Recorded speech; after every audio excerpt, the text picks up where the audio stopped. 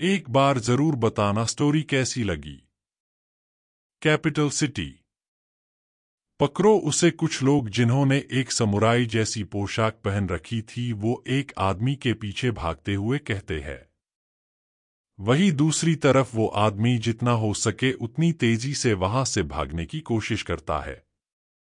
अभी वो शहर की गलियों में बचकर भाग ही रहा था कि कुछ सिपाही उसके सामने आकर उसका रास्ता रोक देते हैं।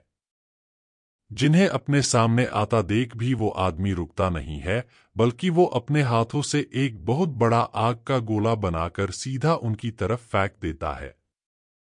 दूसरी तरफ वो लोग अपनी तरफ इतने बड़े आग के गोले को आता देख जमीन से एक पत्थर की दीवार निकालकर उससे बचने की कोशिश करते हैं, पर वो आग का गोला इतना शक्तिशाली था कि वो एक पल में ही उस पत्थर की दीवार को पिघला देता है।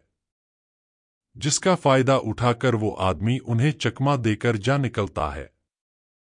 अभी वो शहर की दहलीज को पार करने ही वाला होता है कि तभी बहुत से लोग उसकी ओर आने लगते हैं, जो कि पृथ्वी की ताकत से उस पर हमला करने लगते हैं। उनमें से कुछ पत्थर के टुकड़ों को नुकीली किलों में बदलकर उस पर हमला करते तो कोई जमीन से बड़ी बड़ी चट्टानों को निकालकर उस पर हमला करता।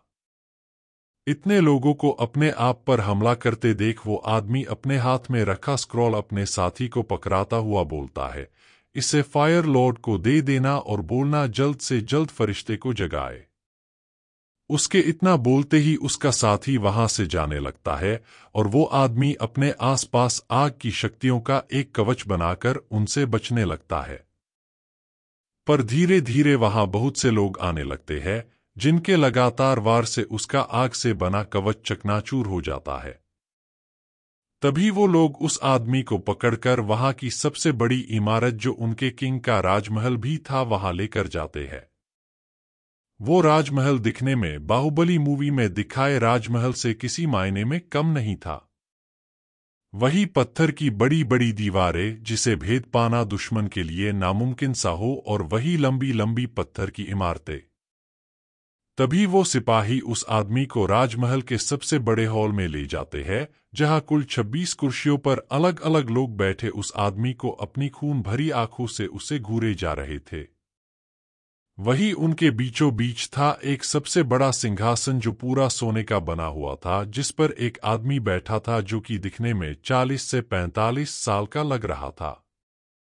अभी वो आदमी कुछ समझ पाता कि तभी सोने के सिंहासन पर बैठा आदमी जिसका नाम पृथ्वीराज था उसकी तरफ देखता है, और अचानक ही उसके आसपास की जमीन ऊपर आते हुए उसे एक पत्थर की मूर्ति में बदलने लगती है।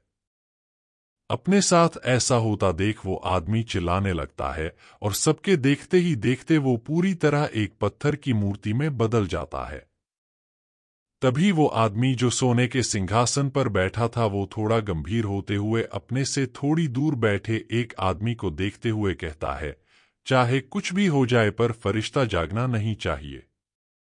वही दूसरी ओर वहां से काफी दूर काले बादलों के बीच जहां हर थोड़ी देर में बिजलियां अटखेलियां खेल रही थी, वहां एक लड़का एक ऐसी बर्फ में कैद था जो इन बिजलियों के लाखों वार से भी टूट नहीं पा रही थी।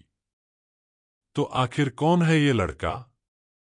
आखिर क्यों कैद है वो इस बर्फ में? और आखिर ये फरिश्ता कौन है जिसकी बात वो आदमी कर रहा था? जानने के लिए सुनते रहिए फरिश्ता।